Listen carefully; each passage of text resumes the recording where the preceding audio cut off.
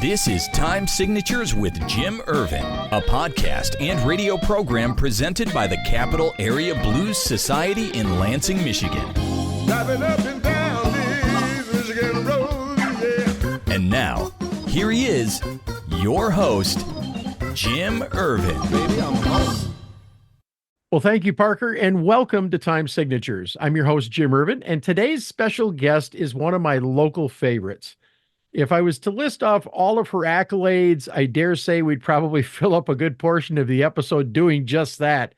So let's cherry pick just a little bit of the best here. In 2017, she took first place in the International Songwriting Competition. She won the 2017 Blues Blast Music Awards for Best Soul and Blues Album. She was awarded a star on the Canada South Blues Museum Walk of Fame. She is the recipient of more than 30, count them, 30 Detroit Music Awards. In 2023, she took home the Soul Blues Female Artist Award at the BMAs in Memphis, Tennessee. And in 2015, she was proclaimed Detroit's Queen of the Blues, singer, songwriter, and as of this past winter, cast member of the rock opera Bark of Millions, Thornetta Davis. It's a pleasure to have you here on Time Signatures. How are you? I'm good, Jay. Thank you so much, Jay. That was nice. A good time. It's been a very busy 2024 so far, but yeah, it's been good.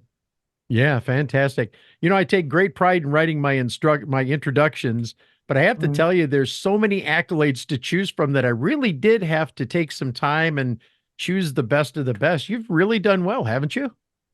Yeah, well, I've been at it for a while, over 30 years now. So people just know me and they like me. I appreciate all of that, you know. Absolutely. You know, I know the BMA last year was a huge honor for you, Thornetta. Talk about that for just a minute. Oh, so much. I was nominated 9 times. And so when I didn't get it all of those times, I really didn't expect it this last time. And James was the one that encouraged me to go because I was just going to stay home, you know, and just chill. And then he goes, well, you know, I think this might be the year because I had done a lot of the festivals where all of the voters might attend. Sure. And I said, well, okay, it's a good thing. You get to interact with people and they give you a room and you have a nice meal and it's fun. And so I said, well, we'll go. And then as they're calling the names of the nominees, I'm looking up at the screen thinking, yes, now here we go again. He says, get ready. And I'm like, no, it's not going to happen. What are you talking? And then they named the nominees, and the winner is Thornetta Davis. And I went, what? And it was so surreal that I sat there for a couple of seconds, and one of the people at the table said, that means you got to get up. That's you. You're Thornetta. It seemed like that stage was so far away, but I ran. And you got up there and you sang, I Believe. Oh, yeah. I just, you know, I was overwhelmed. It was a beautiful experience, and everybody was so happy for me there. So, yeah. I have to tell you, there's a lot of people that I've talked to. One of them is Detroit's Prince of the Blues. Just talked to him not too long ago, and he was over the moon because we talked to him just about the time that you had won the award, and Chris was just over the moon about you finally winning, and it was such a cool honor. Yeah, I love Chris. Well, listen, go ahead. Yeah, he's been coming to see me since he was a youngster with his mom. I wanted to add, I'm sorry to cut anybody off, but no, get in there, buddy. We were there when Chris had went to the IBCs and he made it to the final round. Yes, he did. And I seen him put on an award-winning performance, but he didn't win, but his performance was a great performance. He should have won because of his performance, but yeah, Chris he's a power to be reckoned with. Yes, he is. Yes, he is. Yes, he is. Matter of fact, this Saturday, going down to Burt's in the D, going to go see Lady Champagne, and I know that they've got a couple blues artists from Chicago that are going to be there, and Chris is going to be there as well. So I'm looking forward to that. Yes, indeed. Yes, so I'm kind of now I've kind of dated the show, but that's okay. Before we get too far into this discussion, first of all, we have to introduce your husband, James. He is ever present on the stage for every show that I've been to. And I love the chemistry between these two. They have such a good time when they're up there. And it really, really transfers to the crowd when you guys are performing together. It's a wonderful experience to watch you guys play. Yeah, personally, I feel that God put us together, and because we both met each other later on in our lives. We didn't get married till I was 45 and he was 117. Yeah. And we think God's got a funny sense of humor because we had known of each other 20 years prior. He was just dude in the shows, and that was it. We would see each other in passing. We were both in relationships that just didn't work. And eventually when we were ready, we came together. Yeah. And the rest, as they say, is history, right? Yes, yes. I was just going to add, one day I asked Thornetta to perform in a concert, and she agreed and didn't tell me, or we didn't talk about price or a Not fee, yet. price or fee. And then that was coming. And I got to thinking, Thornetta, yeah. Yes, the next time we saw each other after that, he asked me out.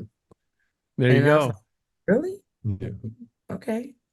He was under scrutiny because, I've been through some things. Sure. I don't know if y'all noticed, but there's a halo over my head in this picture. He thinks he's an angel. It's real. Well, listen, before we get too far into this discussion, Thornetta, I've got to bring you back here for just a minute. And I want to ask you about your recent adventure with Bark of Millions. Now, I followed you, girl. I was watching you scoot across the globe, and tell the story. How did this come about, man? What was the experience like taking your skills to the stage like that? Working with Taylor Mack is a magical experience. I always call it.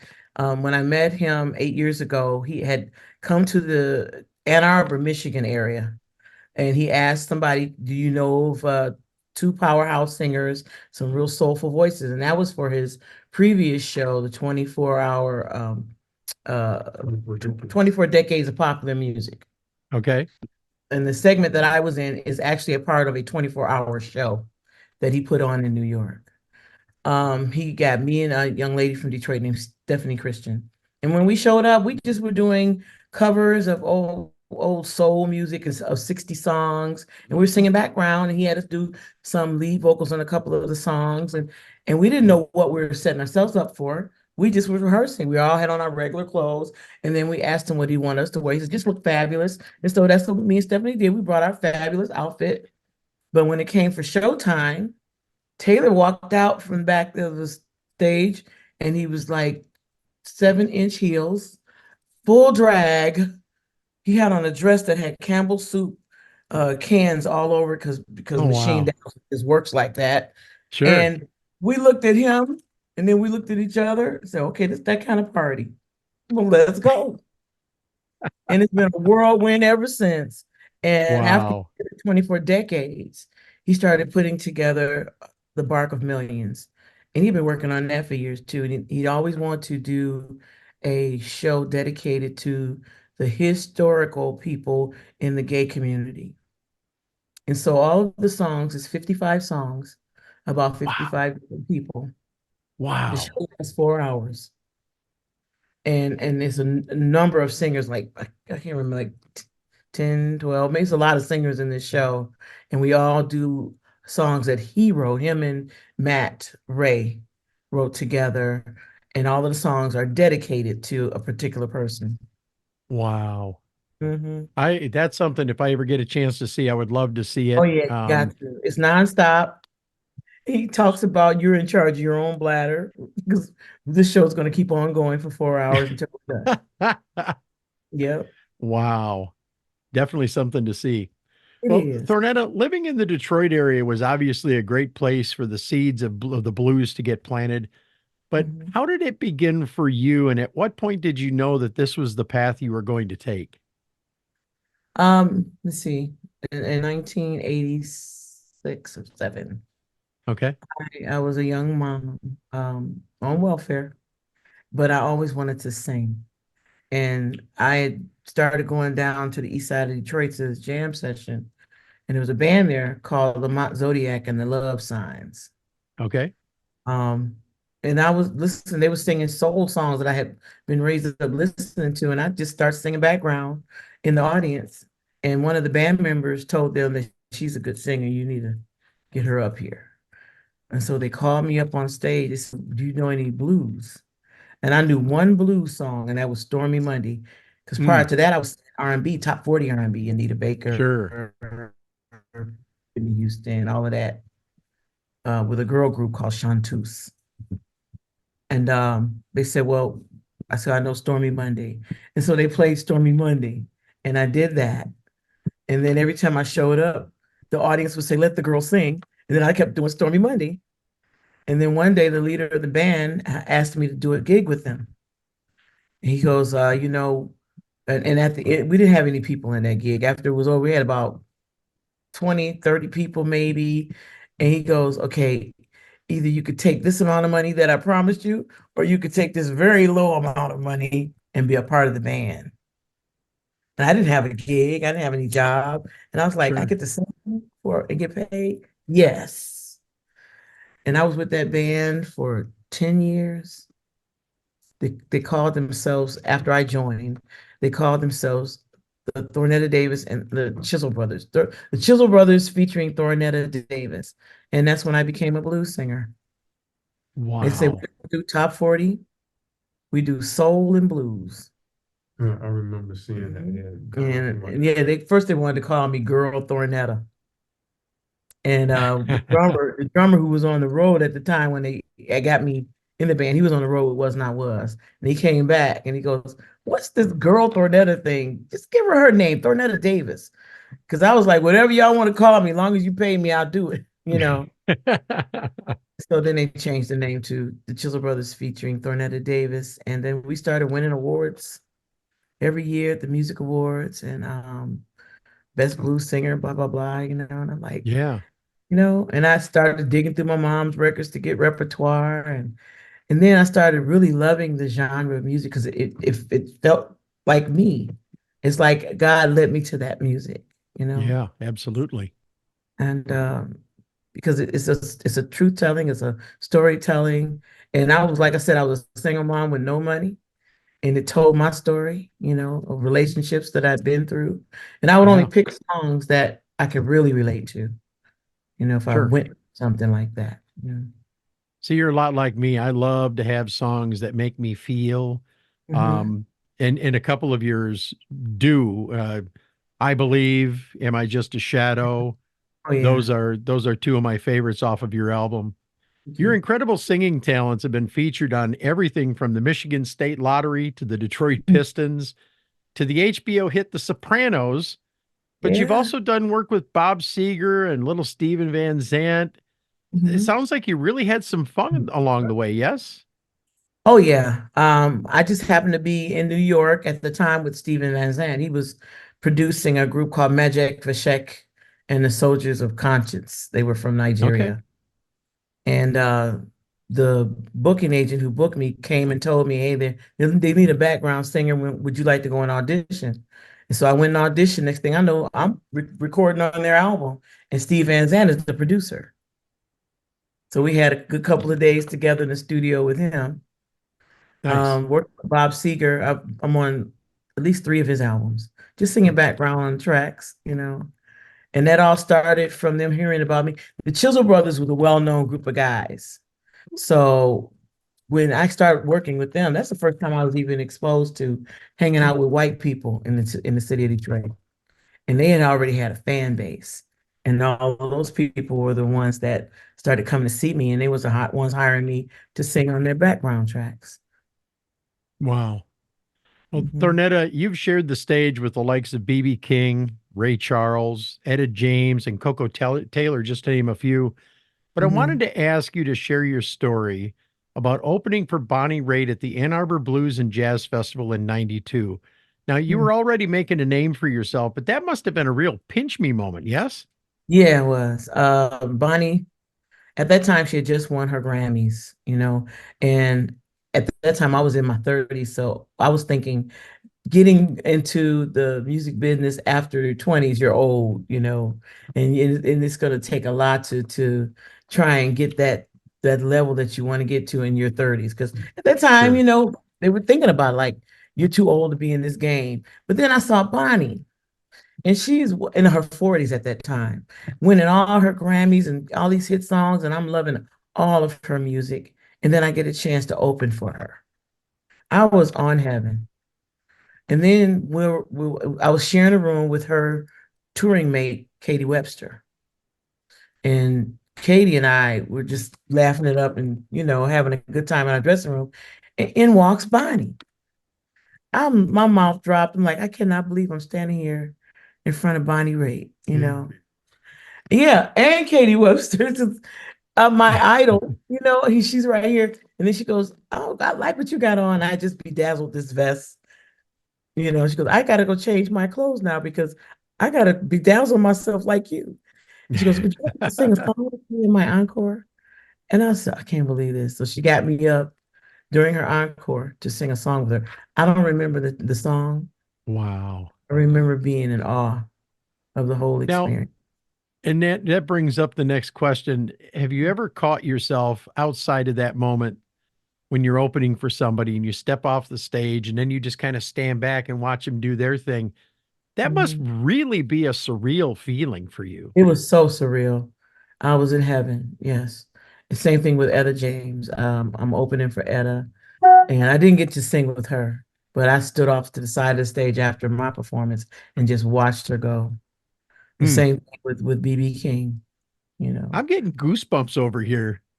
I got to open for BB, and BB called me out on stage after, not to perform, but just to say, give it up for this young lady right here. And he had just had his 80th birthday, and I bent over and kissed him on the cheek, and he goes, "Ooh, you pretty.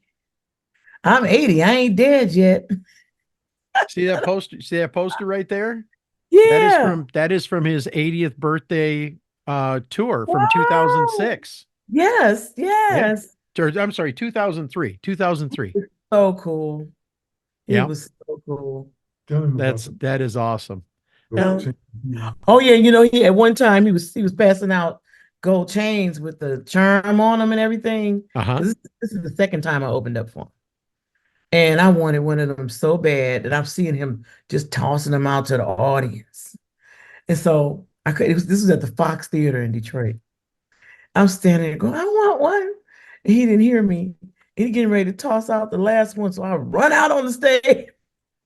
The audience go, woo! And he had one guy who looked older than him standing there holding on to his wrist like, "Are you going to shoot me?" He was an old bodyguard or something. And he looked at me. I said, "Baby, can I have one?" And he goes, "Sure, darling." And he just gave me the one he had in his hand. Oh, wow. It was cool. Well, you are listening and watching Time Signatures with Jim Ervin. My very special guest is Detroit's Queen of the Blues, Thornetta Davis, and her husband, James. And we got to talk about the band a little bit for a minute here. These are some of the most fun musicians that I've ever seen on stage. And there seems to be a really solid chemistry between all of you, not just one or two of you. But how long have they been with you? And talk about that chemistry for a minute. Well, some of them have been with me for 20 years, and some of them were for 5 years. Okay. I always say that all the musicians who ever play with me are all my band members. They just go in and out. They're all great musicians. There's people on the album like Brett Lucas, who has been on the road with Betty LaVette. He's not playing with me currently, but Carlton Washington stepped in for him, and he's been with me ever since Brett went on the road with Betty. And then there's Philip Hale on keys. He's been with me for the last 20 years or more. Okay. Dave Marcaccio, the same thing. Bass player, I go, or they're interchangeable because they always end up going on tour with somebody big and famous. So I have Jim Simonson right now. Okay. I've had Chuck Bartels and who else? Joe Veloz. Yeah, Joe Veloz went out on the tour with me for the last couple of years, and he went out on the road with Larry McCray right now. And so yeah, Detroit musicians are the best, and Now, I'm blessed to be able to have them. Now we can't forget the other member of your band, the guy sitting behind you. That's your husband, James. He plays a pivotal role in every performance. Yeah. Now, the first time I saw you two dance during your song "Honest Woman," it was one of those in the feels moments for me.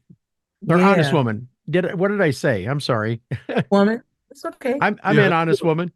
Yeah. It's Honest Woman. But I love the connection and the heartfelt emotion that you two have while you're doing that dance. And it's like, even though it's planned, it's not something that's contrived. It comes across very, very real. I look forward to dancing with him every time I perform this song. Sometimes, I end the show with fast. I like to end the show on fast songs. But then when they look at me and go, "You got one more song," I feel like I'm getting my dance. I'm sorry. So I'll end the show on Honest Woman. And if they have an encore, that works out good. But sometimes it just ends on Honest Woman, which I feel that I'm letting them know love exists here in this space, in this room, and we want to show it. And it does. It comes across as very genuine. And James, I know that's got to be a thrill for you to have that to look forward to each performance. Yes. Oh yeah, yeah. It's. I was going to mention about how it came to be. Please, yeah. I that's what I'm here for, is to get these stories. So go ahead. You dispel a couple of rumors, man. Sure. It wasn't because of some other. No, what happened was she wrote that song for our wedding reception. Oh, wow. Well, I performed it for the wedding reception. I remember. Let me tell it, because he don't remember the whole thing. Yeah. We were in the kitchen talking. And I said, "Honey, you done made an honest woman out of me." Just like that, And I went, "Ooh, that's a song." And the song was written in less than 10 minutes. Oh, my goodness. I just wrote about how I felt. I had my share of temporary love. Never thought I'd find the one I've been dreaming of. Late at night when I needed someone to hold, I just called Mr. Good Time to take away the cold. But one night stands ain't never been my cup of tea. But what's a girl to do when love is all she needs?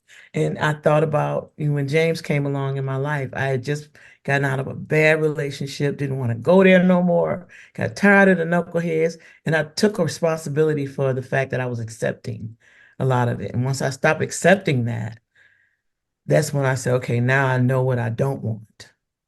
And the next person that comes along who enters in my life, he's got to bring some love, some peace, and some joy. And he has to have been through his troubles too and come up out of it. And that's exactly what James came in, Yeah, she had to be totally honest with herself.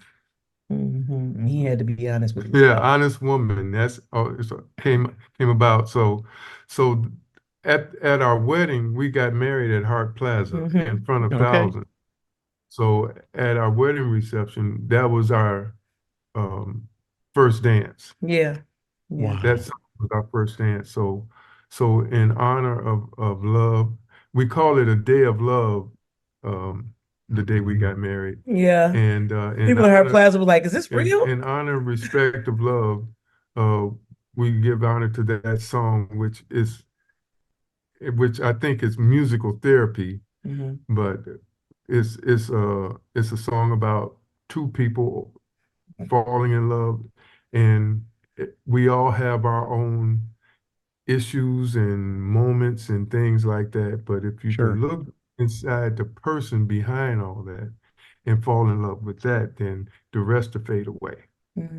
But she wrote that song, like you say, actually she spit it out, gave birth to it, and then she sang it to me that I'm like, wow, you know. So sometimes there is a song that's in you that has to come out. It has. Yeah. Oh yeah. After I wrote it, I said, "This is the title track of the album." Yeah. And so one of the best compliments that I've had or heard her get was this guy come to me and said, "I'm gonna go home and dance with my wife." Very And cool. that's what we hope that people would do. It would bring them closer together. Mm-hmm. Yeah, and as I said, it comes across as very genuine and not contrived. I mean, and that's something you can't fake. You can't do it. No. But as we come to the close on the interview here, I want to ask you, Thornetta, what's next? You got any new musical projects you're working on? What's coming up for you?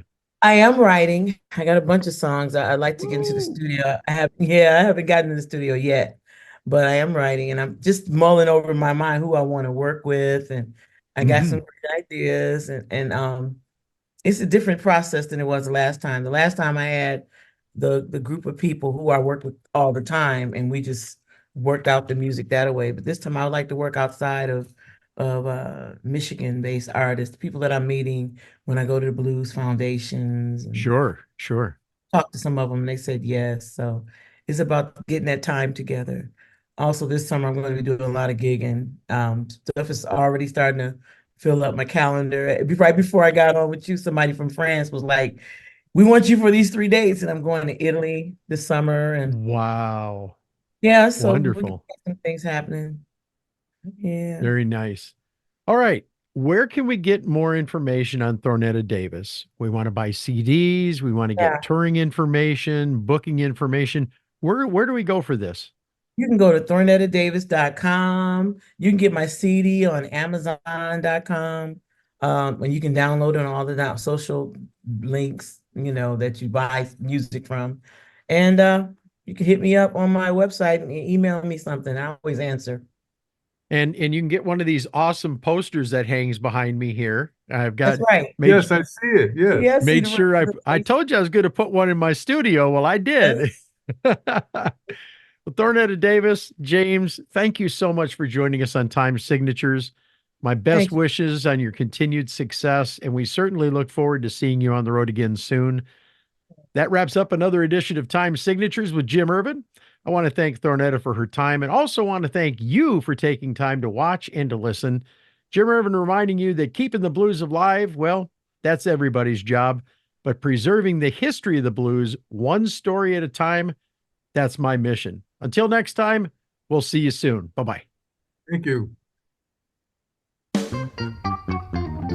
This has been Time Signatures with Jim Ervin, presented by the Capital Area Blues Society in Lansing, Michigan. For more information on cabs, visit capitalareablues.org. You can find this episode and past episodes at lccconnect.org. The Time Signatures theme song, Michigan Roads, is used by permission and was written by Root Doctor, featuring Freddie Cunningham. You know I'm crying, baby, driving up and down. Until next time, keep on keeping the blues alive. Baby, I'm home.